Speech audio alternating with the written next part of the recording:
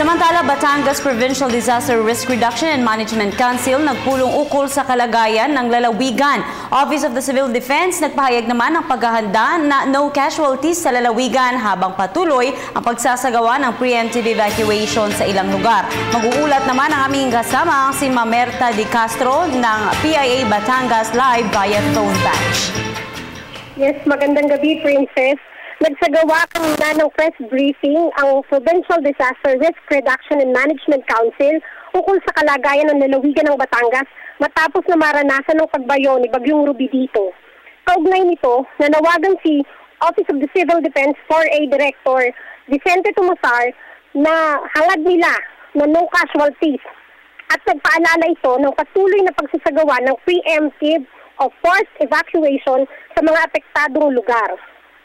Sa tala ng PDRRMC, umabot na sa 4,925 ang mga individual o 1,206 na pamilya ang nasa 46 na iba't ibang evacuation centers na matatagpuan sa mga bayan ng Balete, Calaca, Nasugbu, San Pascual, Lubo, Batangas City, Cuenca, San Nicolas, Lipa City at San Juan.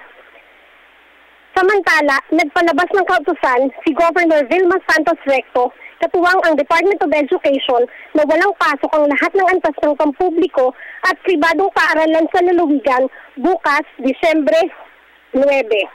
Ipinahayag din ng gobernador na ipinauubayanan niya sa mga mayor ang pag-assess sa sitwasyon sa kanilang lokalidad sa anumang posibleng epekto ni Bagyong Ruby at maging ang pagsasagawa ng forced o preemptive evacuations kung kinakailangan. Nanawagan din ito sa mga Batanggenyo na makipagtulungan sumunod sa mga may katungkulan para sa kanilang kaligtasan. Ayon sa tala naman ng Philippine Ports Authority, may 265 na stranded na pasahero sa terminal at 99 na stranded na rolling cargo.